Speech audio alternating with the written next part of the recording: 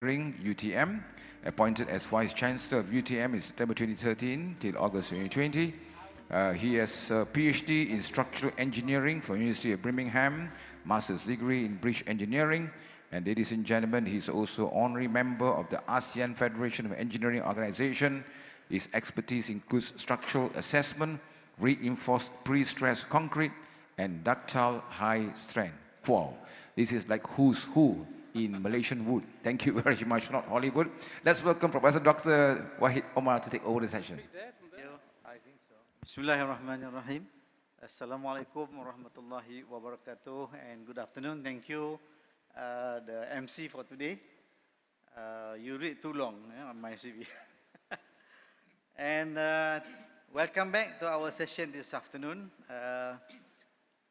I think, to all our distinguished speakers, guests, and participants, you will agree with me. This morning we had a great session. We listened to great messages from His Royal Highness Sultan Al-Nazrin and also from our Prime Minister. And we also listened to the panel of speakers. So I don't think I will repeat their points, but I hope every one of us will try to relate what they have spoken about and with the session that we will have this afternoon. And as mentioned by our MC just now, we have two great scholars who will share with us on the topic of education and research. And if we remember this morning, I think all the speakers this morning, they single out the importance of education, the importance of knowledge in bringing the change to our ummah, I mean to the global community and for the global humanity. So without, prolong my introduction, so first I would like to invite Professor Emeritus Datuk Dr. Osman Bakar. I think many of us know him well. But anyway, I will read very brief about his background. He has a doctorate in Islamic philosophy from Temple University. Was trained as a mathematician. Again, a background of a scientist at the University of London, where he obtained his his doctorate from of Islamic philosophy from Temple University, and his mathematical degree in University of London.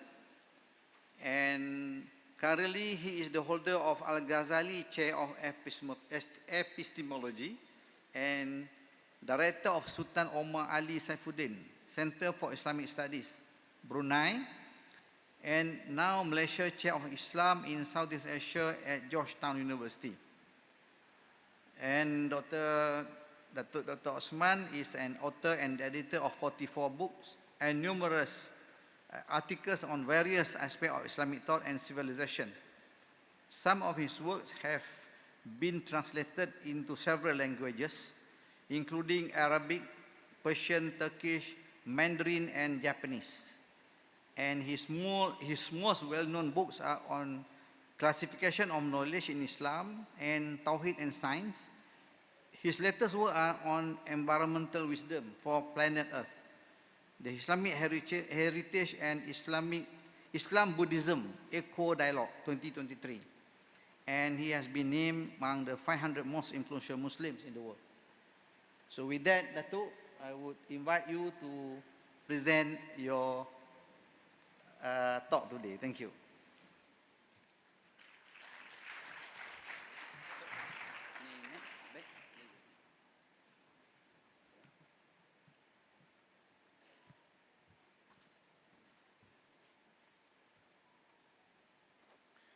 Bismillahirrahmanirrahim.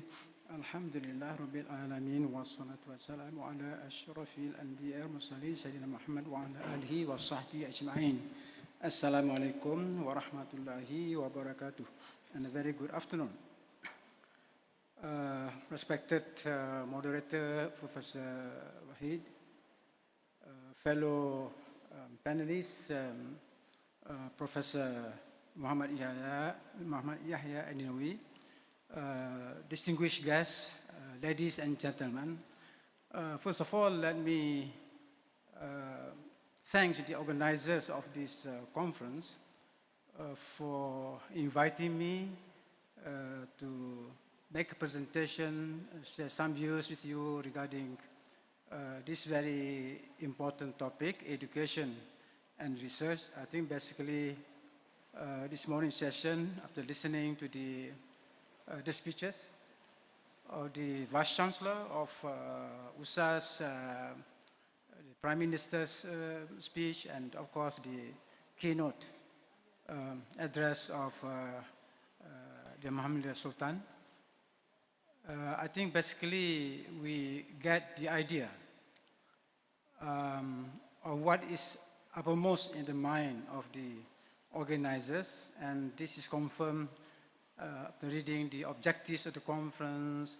And certainly for me, since I'm required to speak at this session on education and research, it is broad topic, but the secretariat of the conference has been very helpful in providing the speakers with basically talking points to focus our discussion. Only that the guidelines given a bit too long. I don't think I can take care. I can deal with all the talking points mentioned in a matter of half an hour. Well, actually earlier was only 20 minutes, but now upgraded to 30 minutes. So inshallah, I will anyway try to speak by taking into account these talking points.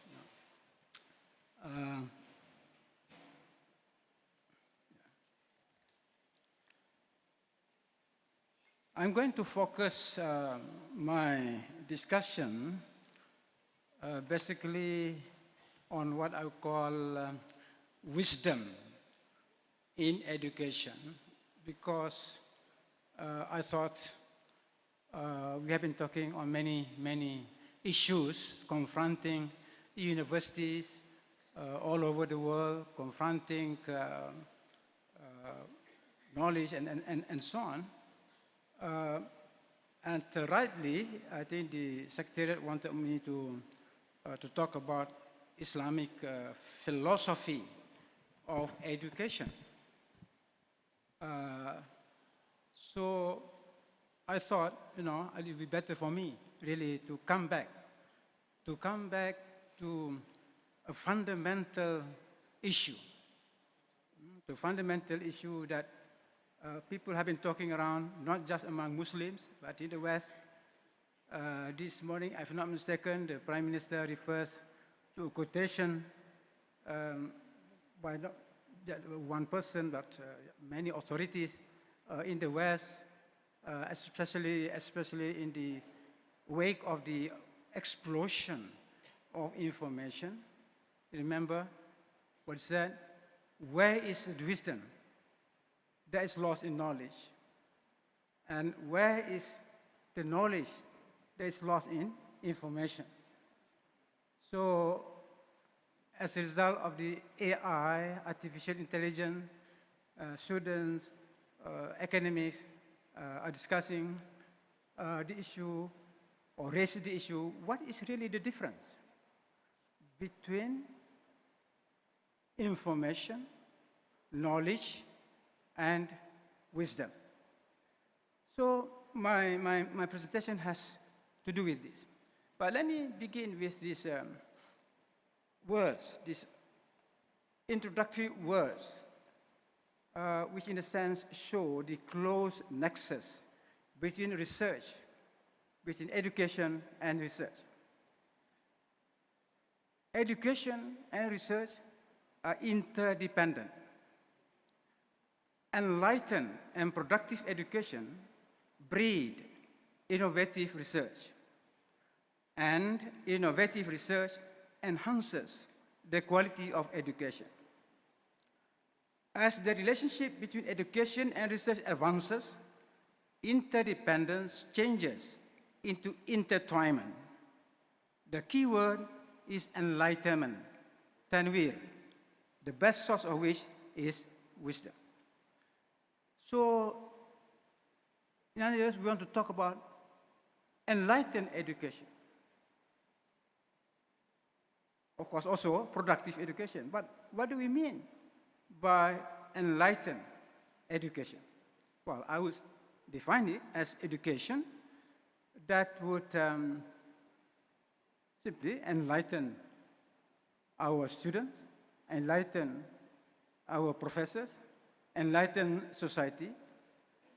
Education, and the word enlightenment, of course, is related to the word light. Light, L-I-G-H-T, yeah? Nur, in Arabic. Yeah? So I don't think this is very much in the mind of our teachers, of our educators, this question of the kind of knowledge that will bring about enlightenment. And here, I mentioned that wisdom, hikmah, is the best source of that. What is hikmah? What is wisdom? Wisdom is a higher form of knowledge. Ordinary knowledge is light, but wisdom implies light of a higher order, a much brighter light, better quality light. And today, we all need light. We need more light because there are so many people that are bringing us into darkness. Okay, I'll go to the next one.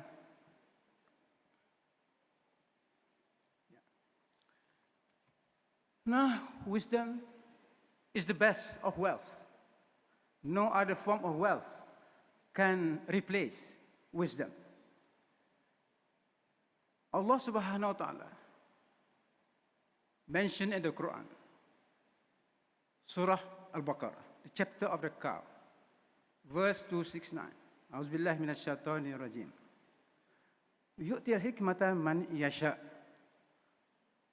ومن يؤتى الحكمة فقد أوتي خيرا كثيرا. Allah gives wisdom, hikmah, to whom He wills. And whomever is given wisdom, he or she truly has received abundant good. So it is very clear. This is evidence from the Quran, revealed evidence, evidence from transmitted knowledge, what we call naqli. Yeah? And here, question here, khairan kathira, the good, that is plentiful, that is abundant. So how can we relate this to education?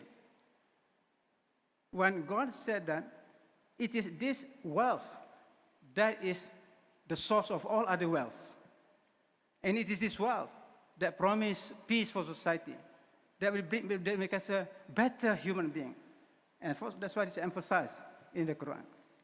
So accordingly, I would like to basically to talk about something, nothing new really in terms of the topics, but in terms of interpretation, I would like to emphasize the wisdom interpretation, to emphasize as wisdom as basically the spirit of education.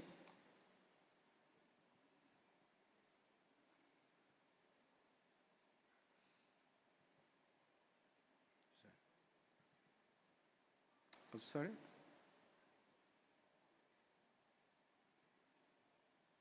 Yeah. Wisdom in education.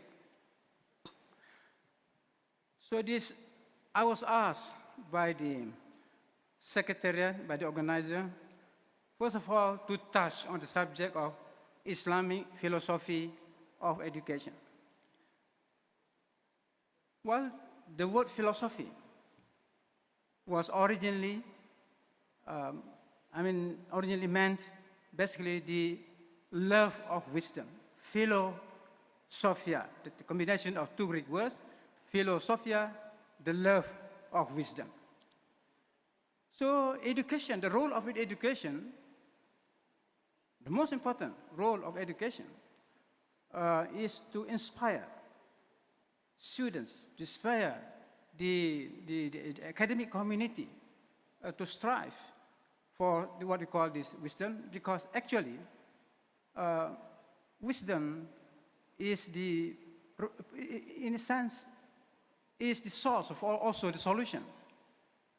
When we see that in the knowledge that we have is called wisdom, there's wisdom in what we are doing, then we try to find the solutions.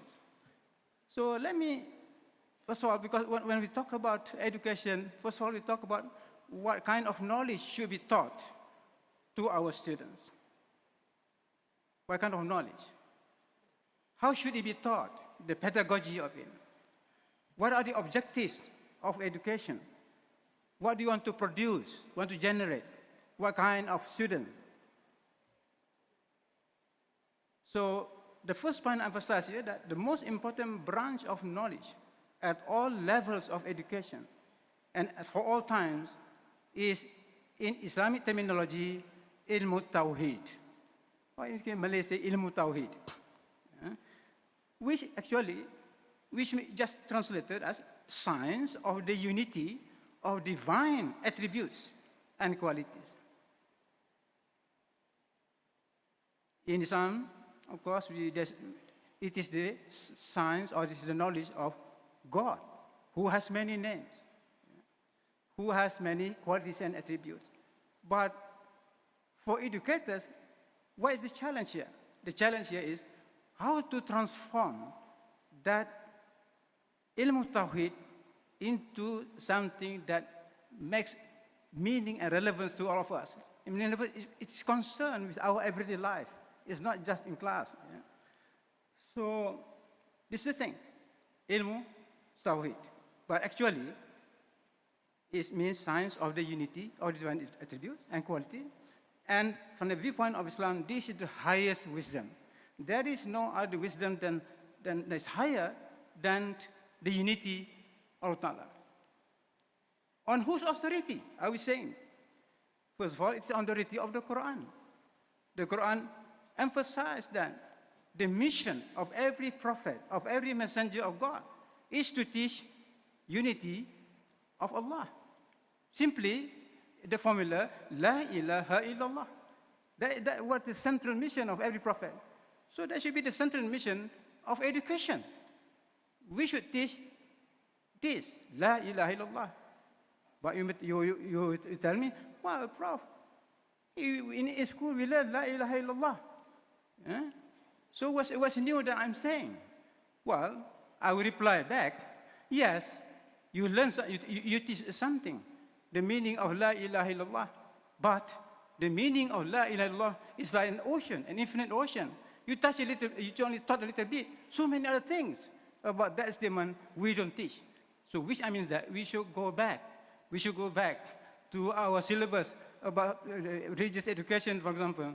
What do we teach when we teach La ilaha illallah?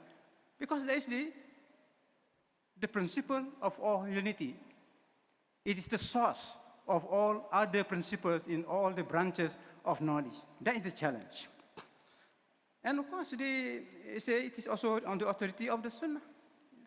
The Prophet ﷺ said that wisdom, hikmah, is the lost property of a mu'min, of a believer. Ordinary knowledge, knowledge that is ordinary, the ordinary knowledge, the hadith refers to, that is the lost property of a Muslim. Where we need to ask, what is the significance between these two? One is the hikmah, the lost property of a mu'min, and ordinary knowledge as the lost property of a Muslim. We just reflect on that. It's profound, the difference. But that's not emphasized here that, in a sense, about be Muslim and be Muslim and a believer, because wisdom is universal. Hikmah is universal. Knowledge also is universal. So if those hadiths refer to something mu'min and Muslim, then we should understand that what the Prophet ﷺ meant is that it should be understood in the universal sense. That is the point I would like to say here. So the challenge for education is how to universalize ilmu tawhid and present its content in contemporary language. So I wrote this before basically listening to the speeches this morning. So in other words, because I understood from the guidelines given to me that now we talk about Muslims, but we want to relate that to the global humanity. In other words, to tell the world that when we say ilmu tawhid, we don't mean that it's only beneficial to Muslims, it's only relevant to Muslims, but it is to all humanity. And so the terminology ilmu tawhid is Arabic, but behind that terminology, there's that universal meaning, that unity. So Muslims are not the only people who talk about the unity of knowledge, the unity of reality, and so on. So therefore, for Muslim educationists means that we have to relate ourselves to people in other parts of the world, in other cultures and civilization, who also interested in talking about the kind of knowledge at the wisdom level. There are many others in the West who are also worried that our understanding of knowledge is becoming more reductionistic. All right? So, and then I have this in mind, this phrase, yin-yang. Yin-yang is from the Chinese. So in the West, they got excited about Chinese philosophy, and then they learn about this yin-yang. So the yin-yang becomes a kind of expression that is not limited to the Chinese. Yeah, I was hoping that Professor YAHYA, then the word tawhid will enter into the vocabulary of the humanity, because this tawhid is about unity, the kind of not only, of course, not the only, but certainly referring to unity that Albert Einstein talk about. Albert Einstein was motivated, was inspired by the concept of unity. But he talks about, of course, cosmic unity, not the entire the reality. But unity exists at various levels. So we can talk about, even now, the Malaysian government, the present government talks about, this is a unity government. So do unity. So what's the meaning of that unity? That unity can be at the political level, can be at the cosmic level, scientific level, and so on. Unity is a reality that exists at all levels. Okay. Now, the theoretical part, ilmu tawhid, I'm just saying here something which we all know, which we learn in school. The theoretical part of ilmu tawhid is the 6 articles of faith, arkanul iman. Again, another educational challenge is to universalize and contemporize this. Because if we reflect now on the 6 articles of faith, they are very universal. They are universal ideas. Belief in God, belief in angels. We are not the only one who believe in angels, all right? Belief in revelation, belief in the revealed book, scriptures, belief in the last day, belief in this divine measure of things, qada and qadar. They are universal ideas. Only the terminologies separate us from the others. So when I look at the 6 articles of faith, they define the cosmos. They define the cosmos, the universe. Because what is the universe? What is the cosmos? Precisely, they are defined by the 6 articles of faith, so that others can share. If Muslims can provide good explanation, in other words, good formulation of this idea, they will be acceptable to the whole of humanity. In other words, in science, for example, in science that is in accord, that is in conformity with the Islamic revelation. Now, let me go next again to still about wisdom education, not the practical part. And this is the most important based on what was discussed today, based on what was, for example, during the panel discussion, the 4 experts. Yeah? because now we're going into the practical dimension of it. Why is the practical part of ilm tawhid? It's the 5 pillars of Islam. These are all hikmah, but now I'm talking about practical wisdom, not theoretical. The theoretical one was the 6 articles of faith. Those are the theoretical wisdom, which provides the background for us to talk about actions in society, what they want to do in society. Now, if Muslims reflect deeply into the meaning of each of the 5 pillars of Islam, we will not be in a situation that we are now. All the problems that were raised, the concern of us, we will be able to solve many of the problems. Just imagine. Let's say the first part. All right? So here I say the practical part of ilm tawhid is the 5 pillars of Islam. The arkan Islam. Islam, here of course is Islam specifically for the Muslim Ummah, and yet with a universal message. The 5 pillars of Islam that we learn in school, at all levels, this has a universal message. The prayer, the message of the message of the witness, the witnessing of the unity of God and the apostleship, the Muhammadan apostleship, or the apostleship of Muhammad. Right? Then the prayer, the zakat, the fasting, the zakat, the hajj. All these have universal messages. But quite often we only teach the particular messages meant just for the Muslims. So I'm calling upon all of us here. So in looking back at this curriculum on about the 5 pillars of Islam, let's try to understand what is the inner universal meaning implicit in these 5 pillars of Islam. Now, the central role of education in Islam, what is that? I would say it is the inculcation of Tawhidic values in the heart and in the intellect. In the heart, qalb, and the intellect, aql. That is the central role of education. And the Tawhidic values, what are they? The Tawhidic values, of course, relate to the divine qualities, the divine names and qualities. Now, what are the fundamental objectives of education?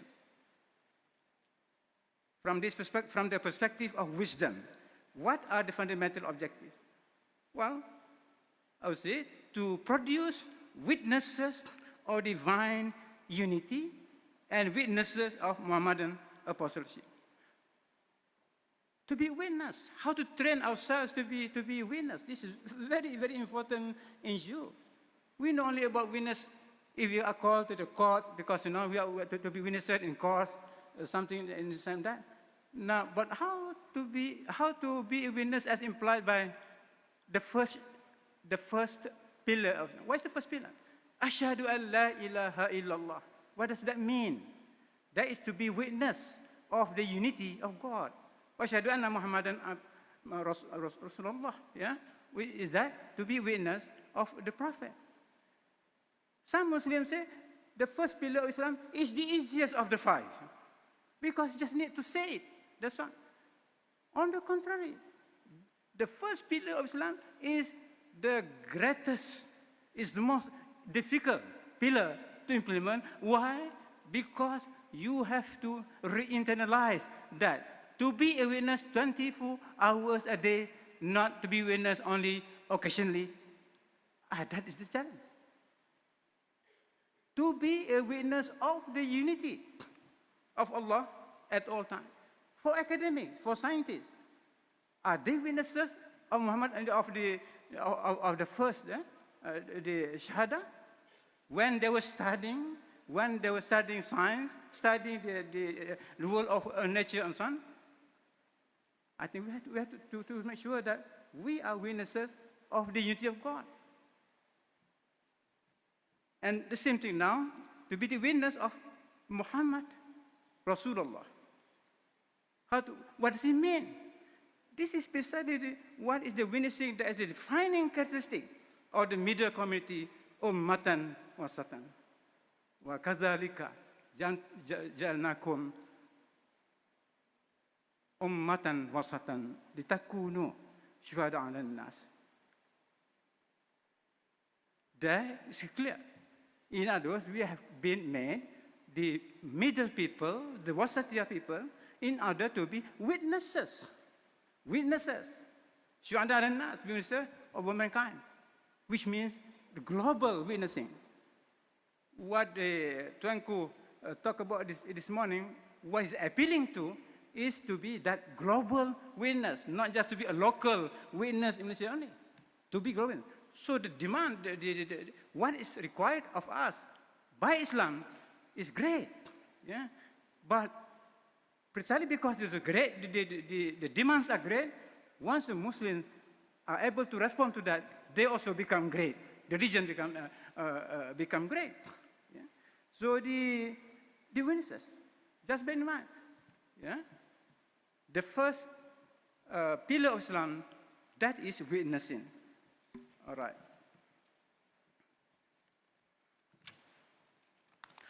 Now, I'll go next to the question still about wisdom and education.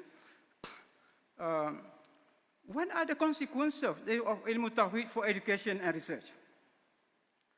First, I would argue that ilmu tawhid is the epistemological framework within which all the branches of knowledge, the arts and the sciences, could be united. This framework has a universal appeal. For so long already, we have been separated. In other words, what was known in the West as the crisis of the two cultures. The two cultures. C.P. Snow talks in his book about this, the two cultures. Well, the West was experiencing that.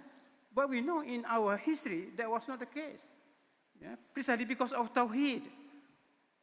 Tawheed was the principle that unites all the sciences. The arts, the sciences, the humanities, they are all branches of the same tree of knowledge. The trunk of that tree is Tawheed. Tawheed is not a branch of knowledge, actually. It's not a branch of knowledge, rather, it is a trunk. From that trunk, all branches of the tree come out, emerge from them. So I'm happy, of course, that now 3 years ago or so, maybe Professor Tan Sri Azlan, I think our academic science, ASM, now bringing in non-scientists to be members. Yeah? ASM used to be only scientists, engineers, medical scientists, can be fellows of that organization. But now they accept lawyers, PhD in law, and a professor in law, Islamic studies even. Now, it's a good sign that we are beginning to realize that the knowledge is one, united. There's no,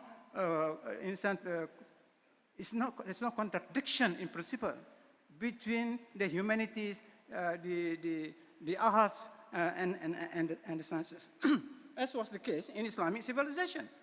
If you study the history of Islamic civilization, you can even have individual scholars who were both scientists, in a sense, also scholars of Islam, scholars of, they were even artists, just like Al-Farabi. He wrote works on logic, on medicine. He was a musician. He wrote works on music. So that was the unity that was reflected in the individuals of Muslim scholars. Now, as the ilm tawhid is also the common foundation of Naqli and Aqli sciences. We have that dichotomy, that even tension and conflict between the Naqli sciences and the Aqli sciences, the rational sciences and the transmitted sciences. But those who understand this tawhid will know that it is this ilm tawhid that unites the Naqli and Aqli sciences. So, therefore, this has many positive implications for the contemporary Muslim mind. And the ilm tawhid is the generator of new knowledge. So there's something dynamic about ilm tawhid. It is not something that we try to risk to remember. No, I mean, it is positive, it is dynamic, it is creative. Ilmu Tawhid is creative. It generates new knowledge, provided that we understand really what Ilmu Tawhid means. And it is also the motivating factor of research. Ilmu Tawhid has been a motivating factor of research in the past, and even in the modern world, as I said, I mentioned about Albert Einstein. Now, discoveries by Albert Einstein about the new physics is based on the concept of unity of the cosmos, which is an application of Ilmu Tawhid to the domain of physics. And then Ilmu Tawhid is the main shepherd of knowledge culture. What we need today is really an exemplary knowledge culture in which this idea of unity could be displayed.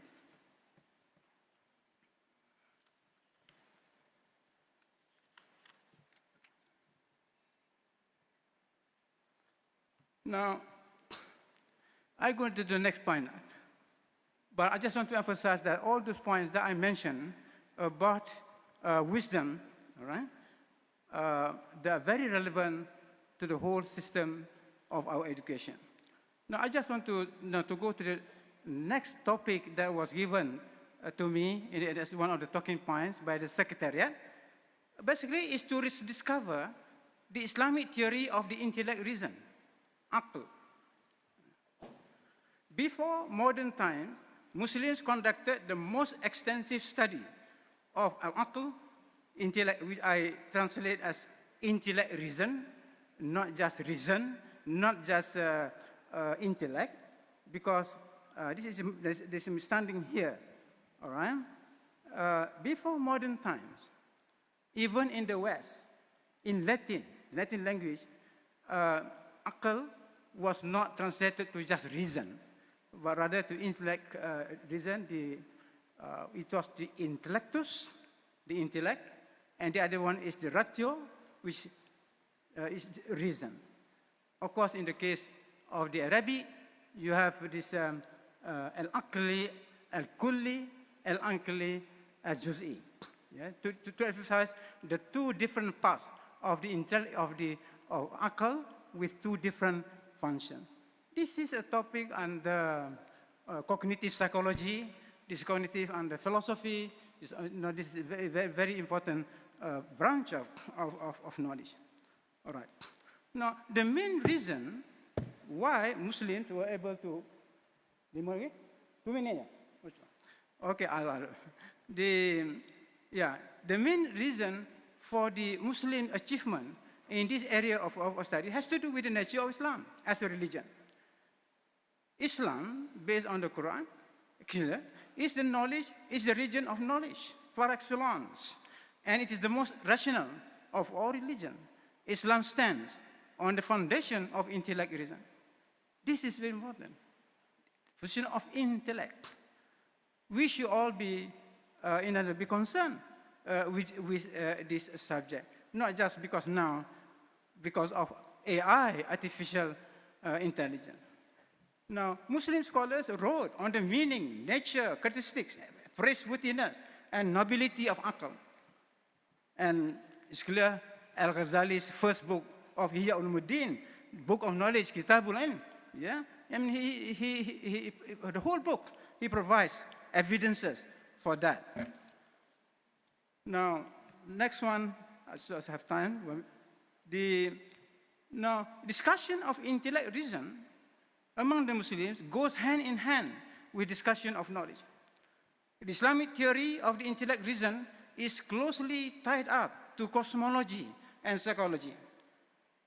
And I would like to mention here that Al-Farabi's theory, a theory of intellect reason, is one of the best ever articulated and one of the most influential in Islam and also in the West among the Latin-speaking scholars.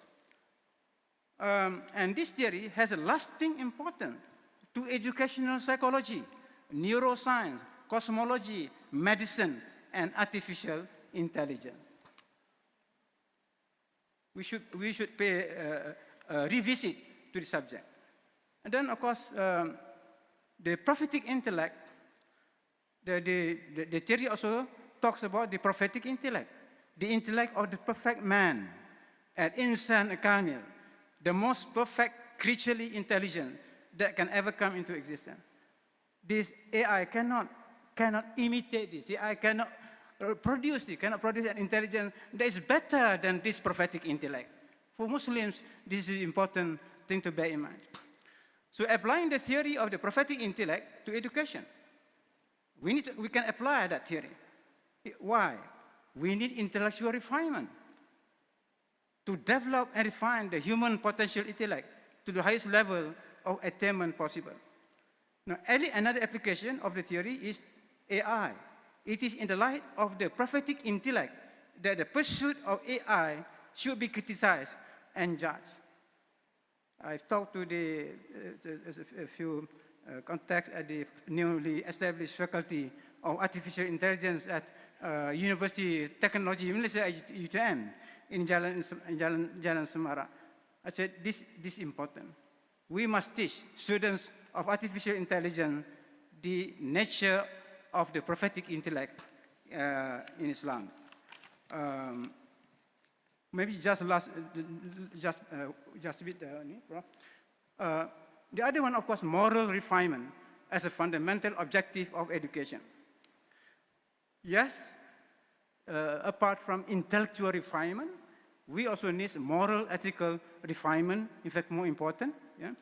And what is moral, ethical refinement that we have in mind? It is none other than the continuous witnessing of the Muhammadan apostleship in its ethical, moral dimension.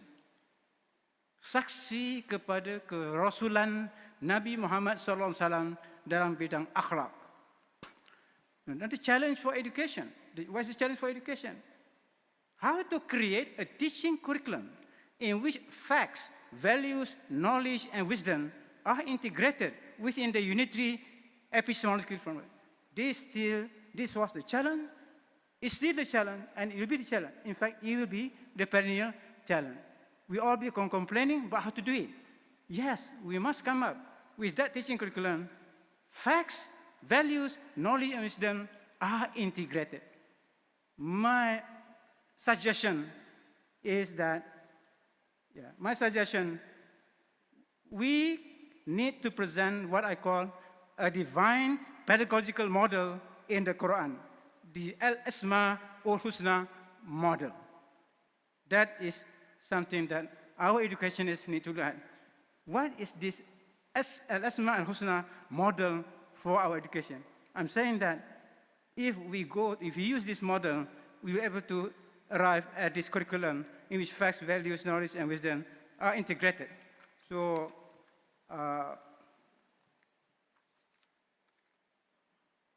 I just last page.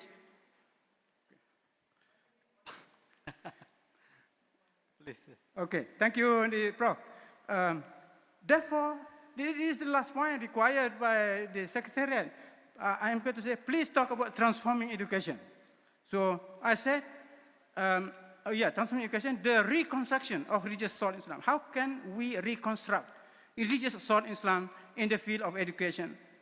Well, these are 4 points I just mentioned here. There's no need for me to clarify. Revivification of ilmu tawhid, science of divinity in the contemporary context. Theological foundation to explain, in other words, to explain the principle of Al-Asma al-Husna, the beautiful names of Allah, and then explain the God self-disclosure principle. In other words, God reveals himself in the cosmos, in human society. Then the idea of the cosmic Quran, for science students especially, the Al-Quran al-Takwini. We have the Quran that was revealed to the Prophet, but the universe is the counterpart of that Quran. So thank you very much. Assalamualaikum warahmatullahi wabarakatuh. Salam. Thank you, Datuk Osman. I'm very sorry to cut your speech because we have to keep within our time. So thank you so much of your presentation. And we will keep our discussion after we finish with the second speaker. So let me introduce you our second speaker, Professor Dr. Muhammad bin Yahya Al-NINOWY. Professor Al-NINOWY is now the board of director USAS. He's a Syrian-born Islamic scholar who also holds a bachelor degree in microbiology from the University of Illinois and Doctor of Medicine. He has authored many books in the science of Tawhid, Hadith and Usul, some of which are being translated into English. Professor Al-NINOWY is the founder and director of Madina Institute, an Islamic seminary in Atlanta, Georgia, with campuses in South Africa, United Kingdom, and Norway, also Sudan and Malaysia.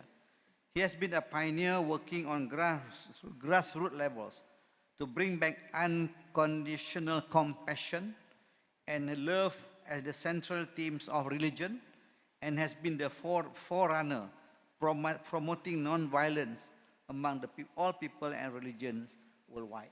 So with that, let me invite Professor Al-NINOWY to share your thoughts on this education and research, please. Please keep time, Prof. Al-NINOWY.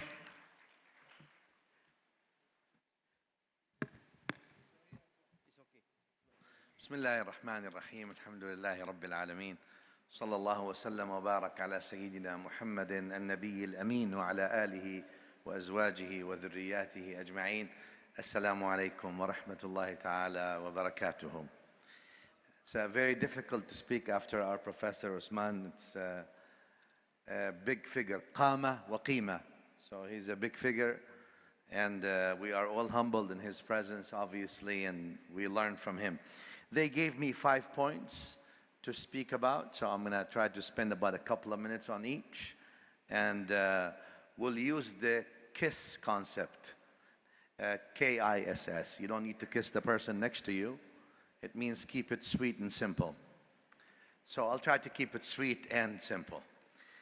First, they want me to talk about is knowledge and education in Islam.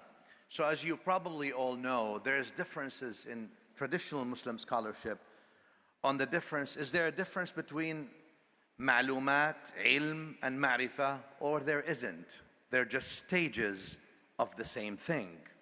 You start with ma'lumat, information, you go to knowledge, ilm, and then you end up in the highest level of that, which is ma'rifah. However, in the West, and generally, I mean West meaning university system is something that came recently. We've always been teaching people. There's a confounding element between education and vocational training. And oftentimes we call vocational training an education. So someone goes to become an engineer or a physician or whatever, and we call that person, he's educated or she is to be educated. While that's not necessarily true, Islamically speaking, because education, Islamically speaking, is a comprehensive thing that starts with information, goes through knowledge realization, and ultimately ends up in transformation. And the reason for that, education also entails an element of tarbiyah, what we say in the Arabic language. And tarbiyah means also upbringing. So it imparts values, it imparts principles, it imparts a life vision and style and understanding, a purpose for life. Not just living, but also a purposeful living. That's all included in what we call education in Islam. Therefore, I'm going to go and say, I know I'm in a university setting and I'm part of this university. I'm going to say many people may hold many PhD degrees, but they may not be educated. And I'm going to say some of your great-great-grandmothers who have never attended any school and may very well be unable to read or write may have been very well educated. And that's very important. When we come to the academia of it, to be honest with you, we've been descending. And that's, in medicine, first we do diagnosis in order to do treatment and prognosis. If we misdiagnose, we can never treat right. And therefore, the first thing is diagnosis. We have not been producing scholars like As-Suyuti or Ibn Hajar, whether Al-Asqalani or Al-Haytami or An-Nawawi. Why? Are they not reproducible anymore? Meaning, it's not possible for humanity to reproduce scholarship of such caliber? Or have we simply went to a tasṭīḥul ilm, I call it, superficial knowledge, and that dimension became extremely more superficial and more superficial as we go through, to the point that in the West, I'm not sure how it is in Southeast Asia, but in the English-speaking world, we call people scholars if they've went to a university or to a schooling system for, let's say, 4, 6, or 10 years. And I remember when I was part of the hiring committee at the University of Georgia, where I taught for 10 years, we took PhD people, post-PhD docs, as beginners. Sorry. You get to begin now. You've got the keys to knowledge. So let's see what you're going to become. But what we've done with Islamic studies is we've given sort of bits and pieces here and there.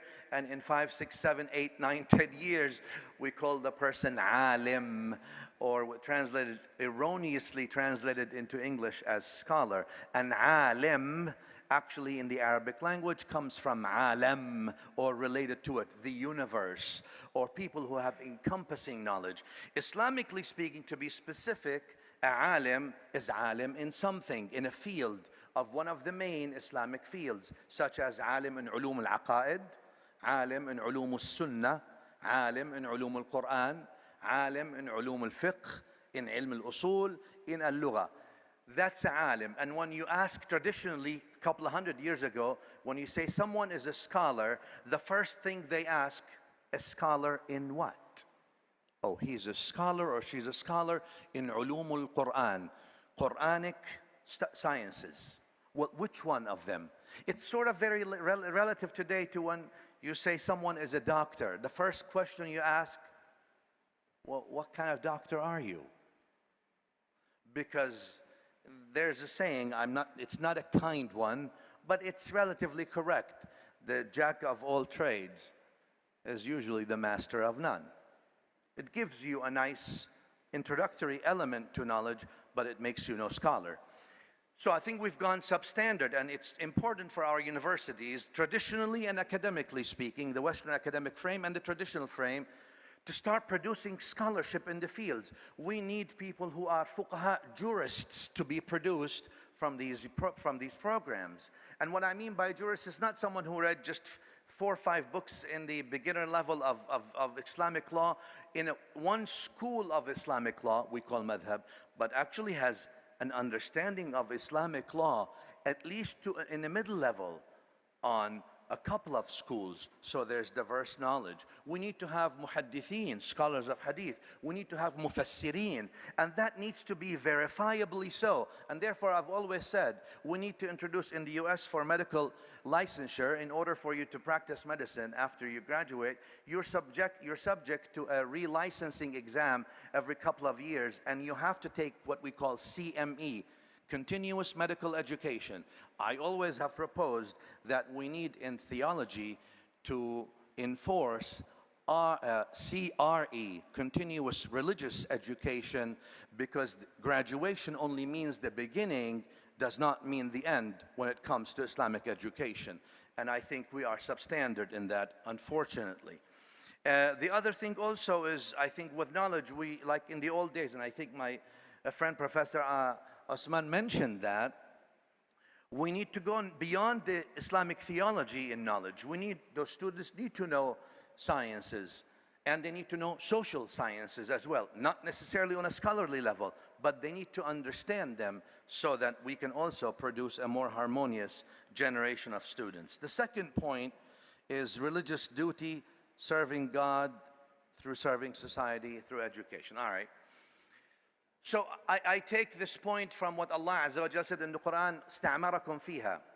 He asked you to positively contribute to earth. That's what the Quran says. The Creator asked you to positively contribute to this earth. That means very simple. When you leave this earth, when you depart, you should have made a difference that it's now better than when you came in. Because when you exit this life, is as your life, what you've transformed about yourself or others is equal to when you came in, you've cheated yourself out of your whole life. Let alone if when you leave, you've left it worse than when you came in. And therefore, inaction is not an option. And the Prophet ﷺ puts that in a very nice hadith that all of you know, especially here in Malaysia, smiling, because many of you smile, alhamdulillah, and that's a great sunnah that you keep. I see that a lot in Malaysia, makes me happy. We need to form the new smiling committee now. All right, well, it's interesting. They say children, like babies, smile 300 to 400 times a day. Adults, 20. So smile, it's sunnah. All right. The Prophet ﷺ says, Bismillah, al-Hadith Hasan, وَتَبَسُّمُكَ فِي وَجْهِ أَخِيكَ صَدَقَةً. And your mere smile is an act of charity. Now, some people may think this is just a prophetic instruction to actually smile. It is, but not only. It is actually a prophetic instruction to tell you, you have no option but to positively contribute. If you can't contribute financially, you can't contribute academically, you can't contribute with your efforts, then the least you can do is smile. And that's very important. And I think then when we talk about the religious duty, contributing to earth, all right, we need to contribute. Oftentimes we've been consumers. Lately we have been consumers, not just consumers of product like iPhones and iPads and whatever it is. We are intellectual consumers, philosophical consumers. We are scientific consumers. A lot of things that we call sciences today are ethnocentric. Psychology, psychiatry is one of them, for example. You go to Sigmund Freud and whatever he says, that becomes the rule. Social sciences are also ethnocentric. And unfortunately today, social media and things are all based on these things. And that's why you see a great shift in people, because it severed people from ordinary and traditional sources of knowledge and connected them to their own. But we need to contribute. And how can we contribute? On 3 levels that we've been hammering. First, that society is facing challenges with. The first is the concept of community or ummah. And you all know that in Islam we don't view ummah as only Muslims. We have the ummah of ijabah and the ummah of da'wah. Ummah of ijabah are those humans who've accepted Islam. Ummah of da'wah are those humans who are yet to accept Islam. We still call them the prophetic ummah, but they're the ummah of da'wah, not the ummah of ijabah. And the job of the ummah of ijabah is to work with the ummah of da'wah, because the Prophet ﷺ is the final prophet to all anyway, and he's their prophet, whether people recognize him as such or not. So what is our duty in the faces of challenges today? 3 things at least that are under attack today, or assault, let me say. First, the concept of ummah or community. It's under assault, meaning we are not identifying with the suffering, with each other's suffering. We're not identifying with each other enough. And I've always said, and I will reiterate here, if we fail to identify with our fellow human beings' sufferings, we as Muslims, if we fail to identify with our fellow creatures, I'm not going to even say human beings, I'm going to go to animals, I'm going to go to earth, I'm going to go to water, to plants, to air. If we fail to identify with the suffering of our fellow creation, then we haven't only betrayed our faith, but we've also lost the test of our time and the whole purpose for our existence. That's very important, in my view, when it comes to our religious contribution and duty. Now, the third point I want me to speak about real quick, I've got a minute and 40 seconds left. From madrasa to university, transformation of education. I think we need to look at revised education, traditionally and academically speaking. I think it needs to become lean educating process that incorporates akhlaq, values, because what's the point that you memorize and you haven't been transformed? What knowledge was never really defined as the ability to regurgitate information. That's not knowledge. A computer does a better job. A memory stick does a better job. The idea is that you are carrier of those, of the values and the principles that knowledge impart. And if we fail to do so, we're going to have generations of monsters who actually are able to regurgitate information, but there's absolutely no values, empty entirely. And that's going to be a problem. For them, they've lost the whole purpose of their existence. And for others, they won't be able to contribute because they don't have much to contribute. The last 2 points real quick. The road for balanced approach to education in Islam. I've always been saying that Al-Quran Al-Kareem put that standard. Bismillah in Surah Al-Rahman. Bismillah ar-Rahman ar-Rahim. Ar-Rahman allama al-Quran. خلق الإنسان علمه البيان. That sequence is not coincidental nor circumstantial. In order for us to benefit from علم القرآن, we need to understand Ar-Rahman. And notice how Allah mentioned Ar-Rahman and did not mention Al-Alim, علم القرآن. The all-knowing taught Al-Quran, but he mentioned Ar-Rahman, the all-merciful.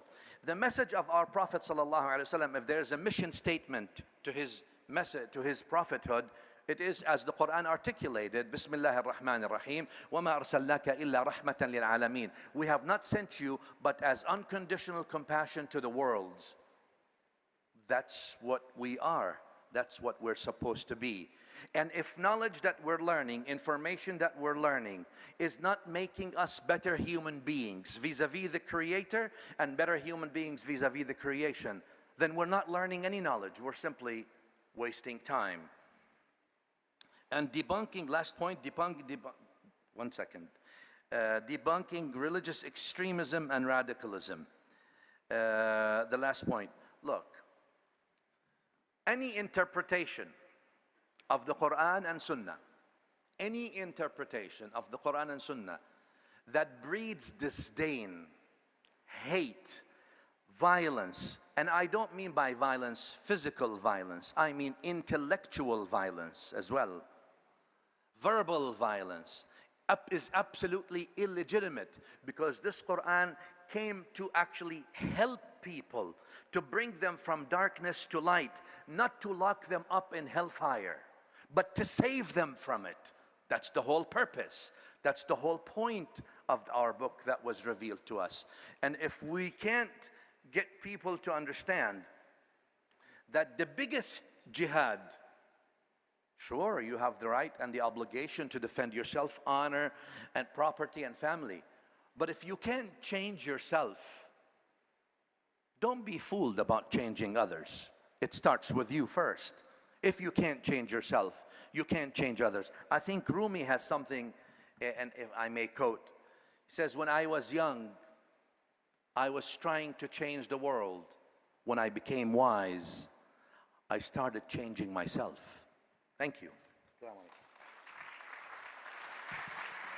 Thank you very much, Professor NINOWY, for your speeches and sharing with us.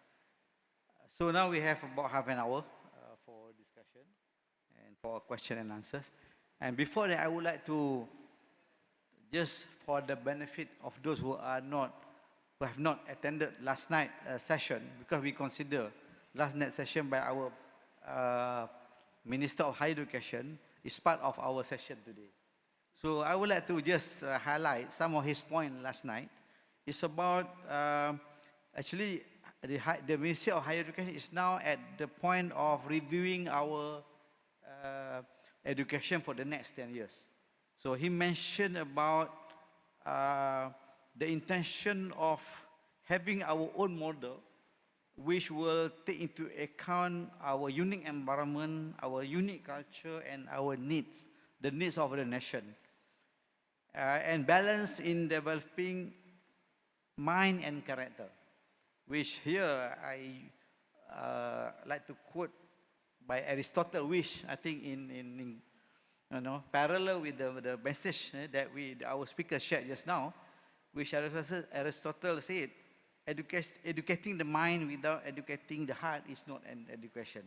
So basically, we agree on that. So probably with that, I hope we can discuss. And I will take, again, another message from our speaker this morning, what's to be done. Because Professor Osman emphasized on the philosophy of education, which to me, nothing contradicting in our practices and our, intention for the education. And Professor NINOWY, highlight this superficial knowledge, and the contribution that we can do to advance our society. So with that, I would like to open the floor to any question to the speakers, and also probably to have your own ideas about the topic we discussed today on research and education. So let us begin now. We have about half an hour. Please, I think we have a microphone on the floor. Yeah?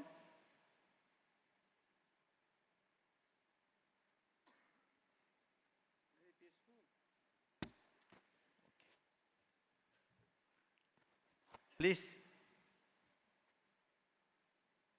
Any? Yeah.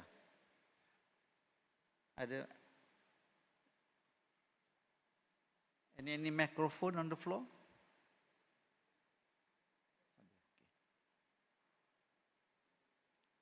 So I hope we can take this opportunity to clarify or to propose our own ideas, or probably we need to be clear how we can apply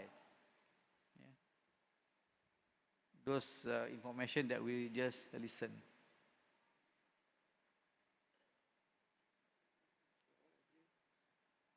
Anyone?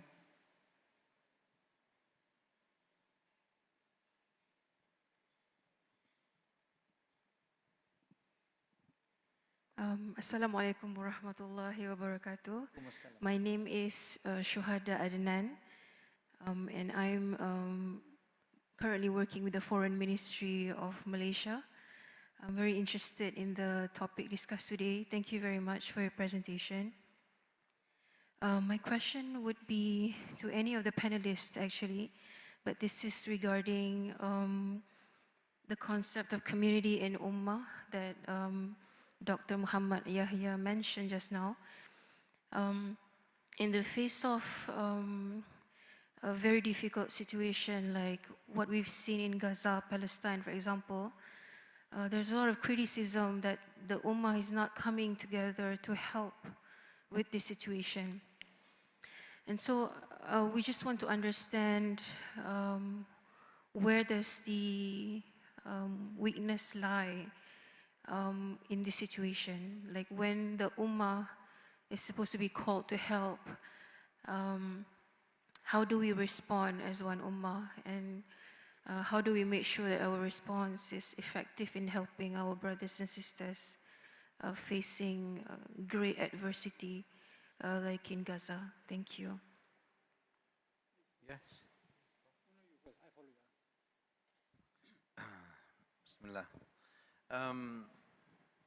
That's a complex question, and actually, to be honest with you, the question you've asked is a symptom rather than the pathological disorder or process.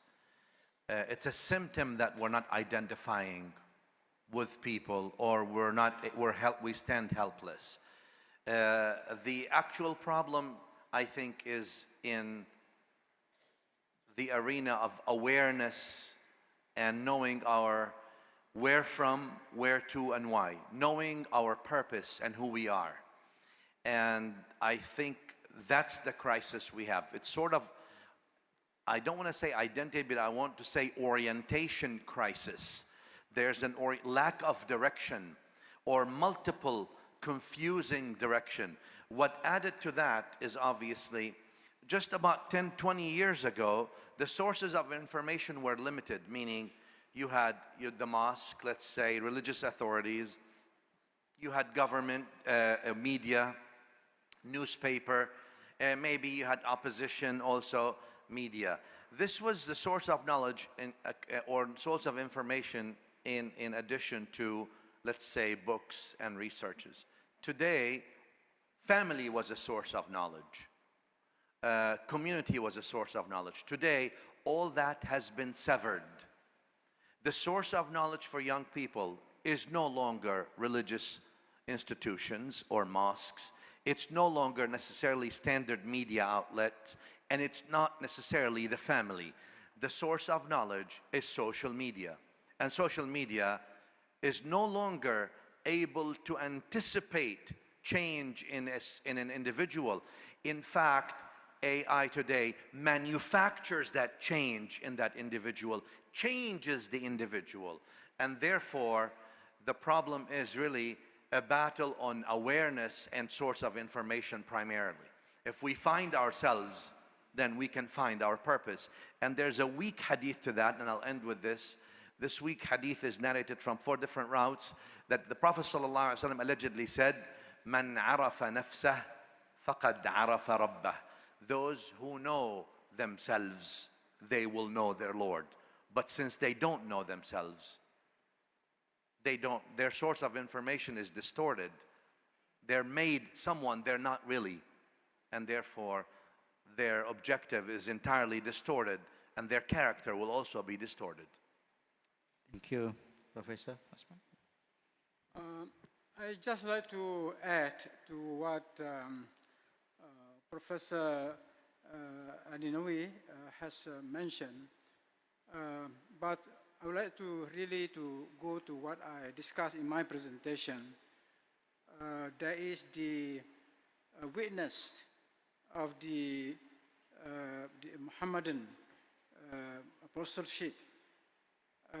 In other words, what is the significance of the Ummah? So basically, I think in the long run, also especially, we have to understand better the meaning of the word Ummah, and certainly the Muhammadan Ummah.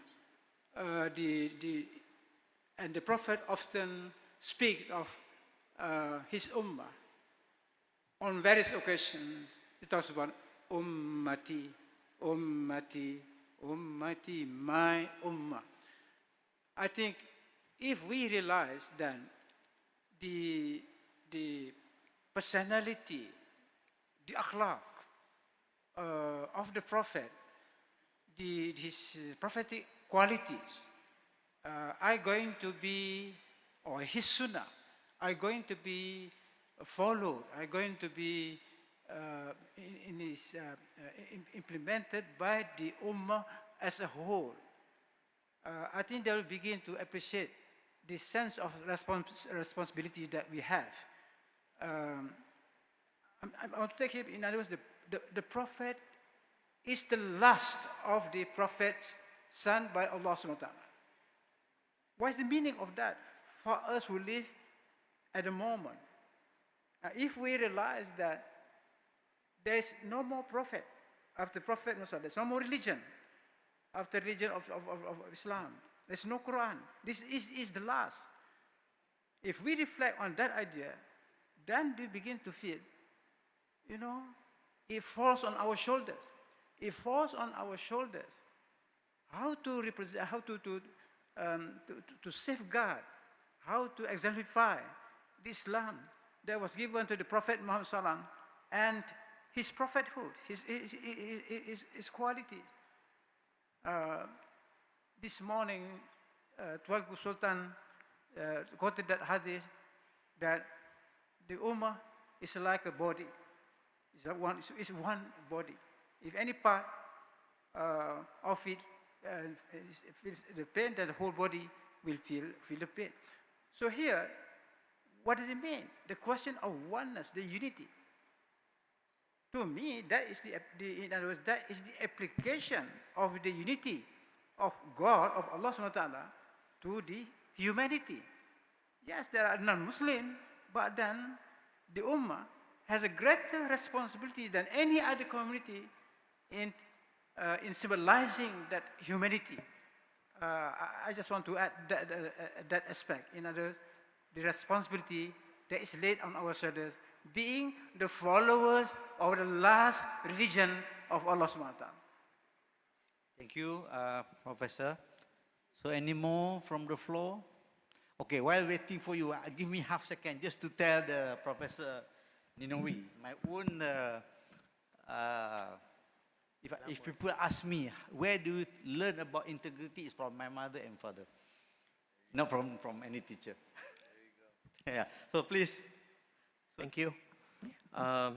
Thank you, Prof. Datuk, moderator, and Assalamualaikum to both panelists. So I have 2 questions that I hope can serve as a starting point for a deeper discussion, especially as we've been talking about the integration of artificial intelligence, AI in education, especially within the context of Muslim communities and broader implications for humanity as we have embarked into digitalization world and everything or aspect of our life is being digitalized. So my question, especially to the panelists, hopefully my brother and also my friend, Professor Dr. Muhammad Yahya Al-NINOWY can answer, as how that we can have, or how can AI contribute to creating a more inclusive and equitable educational environment, especially on the Muslim communities, as we know that not all the Muslim community has the advantage of having AI in their schools or in their lives, okay? And most probably to Professor Datuk Emeritus Datuk Dr. Osman Bakar, how can AI help in preserving and promoting Islamic heritage and culture, especially protecting our Islamic and Muslim communities throughout the world? Please, thank you. Thank you for the question. We only have about 5 minutes, so I hope you share that 5 minutes to answer both. Yeah, one each. No, Please. Real quick, Bismillah ar-Rahman ar-Rahim. AI is new and old, but it's really new. It's a new tool. It's an evolving tool. We should look at it just like the internet. It's nice. It's wide. It's not necessarily non-partisan. It's not necessarily not directed. It's not necessarily entirely innocent in what it promotes. It's not a charitable project either. We need to feed, then, in order to make more balance, let's say to the AI, we need to feed it more of our research, more of our information, so it can eventually incorporate some of it.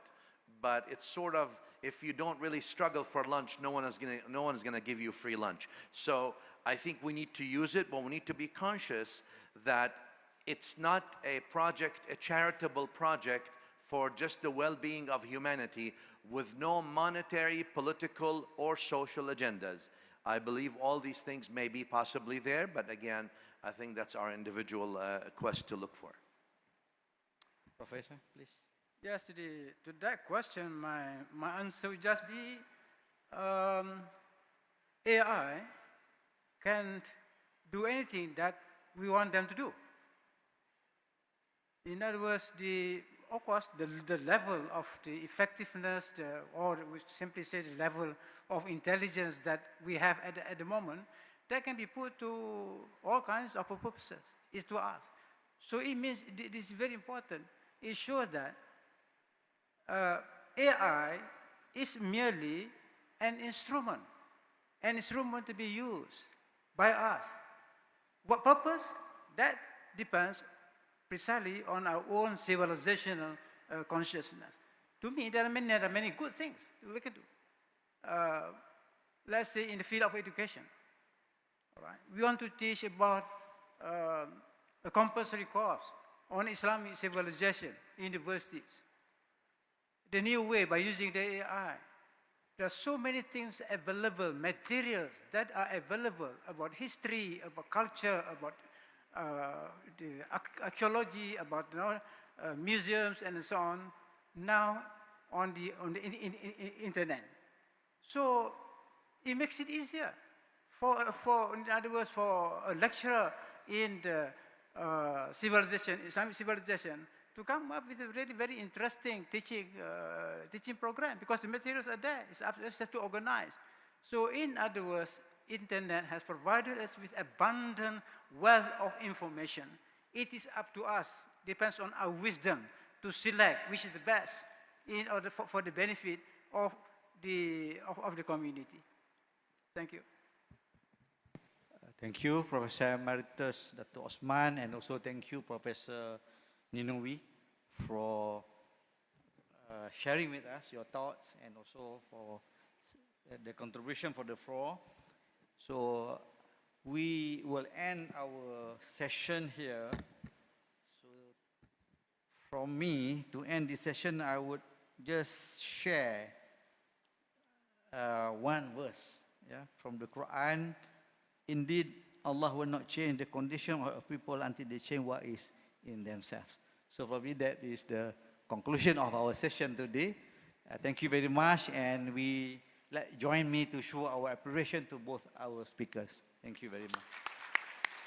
So with that.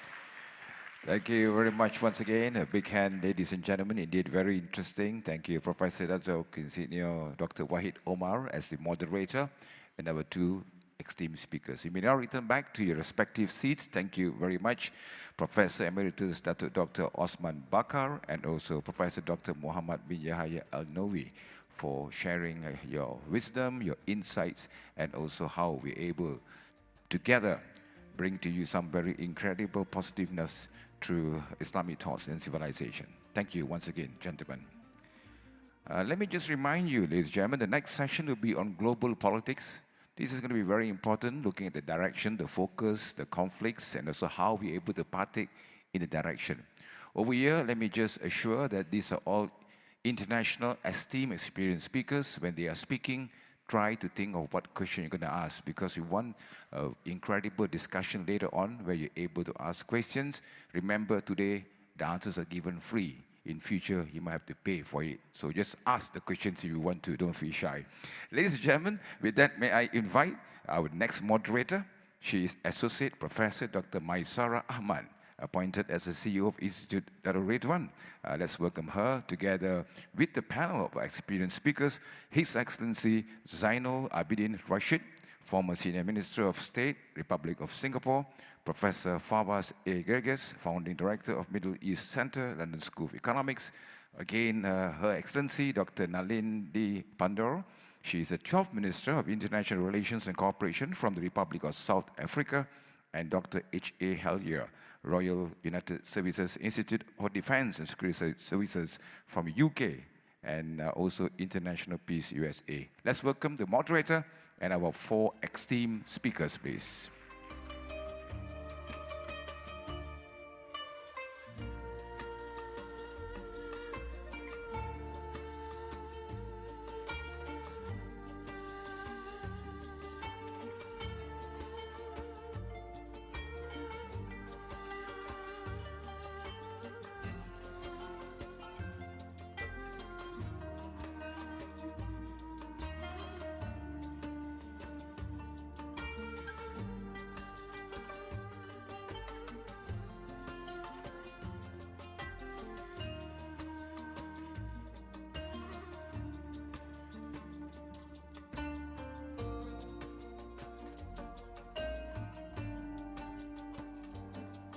Okay, thank you very much. We have right now Professor Dr. Maisara Ahmad and Her Excellency Dr. Nalindi Pandor. Thank you. Take your time. While she's walking up, let me speak about the biodata of Professor Dr. Maisara. She is appointed as CEO of IDR, Institute Darul Ridwan, and responsible for identifying and establishing strategic partnerships together with key agencies and stakeholders. Her primary mission is to rejuvenate and realign the institution to its original founding purpose, She has also recently teamed up closely with the mayor of Ipoh in developing Ipoh as the first donut city in Asian region. Dr. Maisara Ahmad holds a double major in management and marketing from All-In Business School in Washington University. She holds an MBA from Ohio University, Athens, and a PhD in marketing from a graduate school in management, University Putra, Malaysia. Ladies and gentlemen, I'd like to now pass the floor over to Associate Professor Dr. Maisara Ahmad. Thank you very much, my dear Master of Ceremony. Okay. We have all the panelists with us right now. Alhamdulillah. Oh, just one more. Yeah. Waalaikumsalam warahmatullahi wabarakatuh. Well, I guess there was some confusion because it was thought that this session would start slightly later, 4 o'clock, but it's okay. Dr. Roslan, we're fine. So, Doctor, if we allow them to go for a break, then the momentum will come down. So under section 435 of the rule, I thought may as well, we finish this and we go for a break. Okay, now, please clap your hands. Understood. All right. While we wait, what should we do, yeah? Maybe I could just, we could start because, but then Dr. Helia is going, he's here. Yeah, he's here, he's coming. Dr. Helia, we miss you. But it's okay, Dr. Helia. It's no one's fault. Yeah? For the sake of global humanity. Round of applause for Dr. Helia.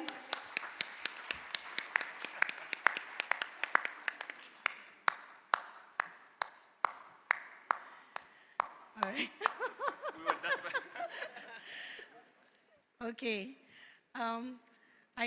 We did have a discussion yesterday that we had the 4 o'clock session. So 4 o'clock session, usually it's called the graveyard session. So try not to doze off because we have celebrities with us right now, 4 renowned speakers with us. And before I welcome them to share their thoughts, their insights, pertaining to the topic of the day, which is global politics, maybe I could just,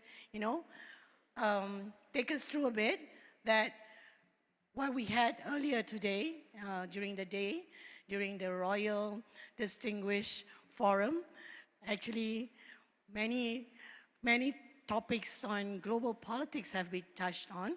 So we will try our best to share, to provide insights, in order for the audience to gain the most, because it's not an everyday occasion that we have the 4 of them on stage together. So just a bit of house rules for the speakers as well. Yeah. So we're gonna have 15 minutes allocated time for each speakers to deliver their thoughts, pertaining to the global politics. And there'll be 2 minutes. When it's time, almost time's up, 2 minutes before time's up, I will be sharing a gentle reminder to say that, hello, our time is almost up, yeah? And I think that's about it. And during the question and answer session, I do believe there's a lot of burning questions from the floor, but please bear in mind, be mindful and respectful when posing your questions. All right, so let's kick off. Because this morning we have been exposed to global humanity, and just a moment ago we've discussed about education and research and how this could catapult, our quest for global humanity. So how best to understand global humanity if not understanding global politics for us to, not just to delve into this issue, but also for us to come up with a solution based on the experiences from our renowned speakers. So we'll start off with Dr. Helia. Yeah. So let me just quickly go through your bio. Where's pardon me, my glasses.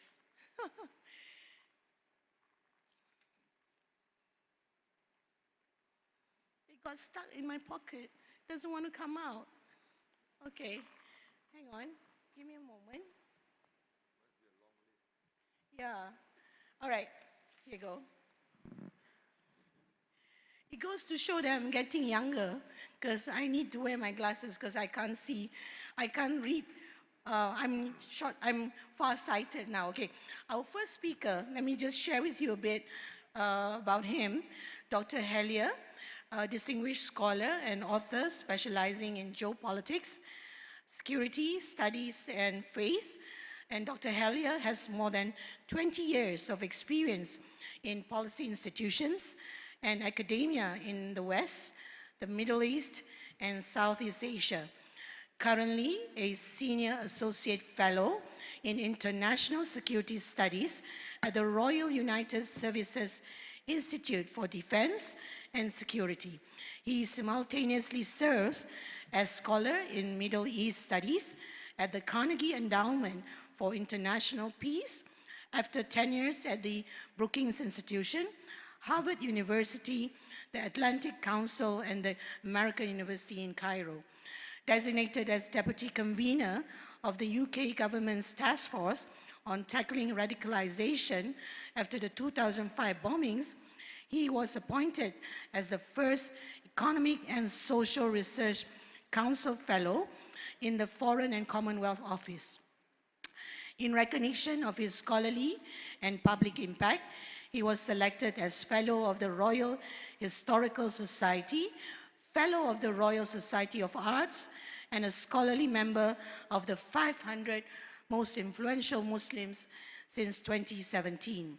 The author of 8 books, his insights are regularly sought by media networks such as CNN. Yeah, the day when we met, you had an interview session, remember?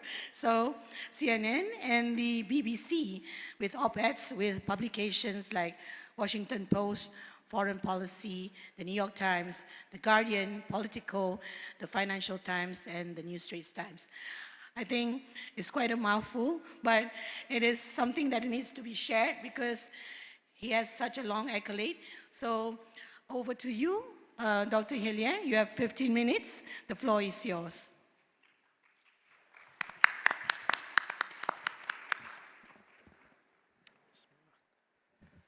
Good afternoon, everybody.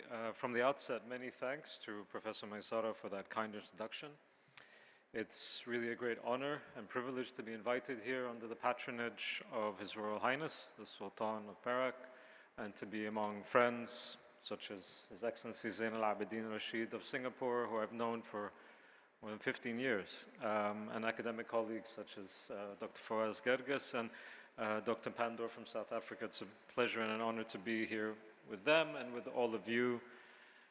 My gratitude to the organizers for their kind invitation to this august event, and to thinking I might have something to contribute by way of addressing all of you, especially on such an august panel such as this. Last Thursday, a grandson of the British wartime Prime Minister Winston Churchill stood up in the House of Lords to offer his comments on the maiden speech of this newly elected government in London, which came into office earlier this month.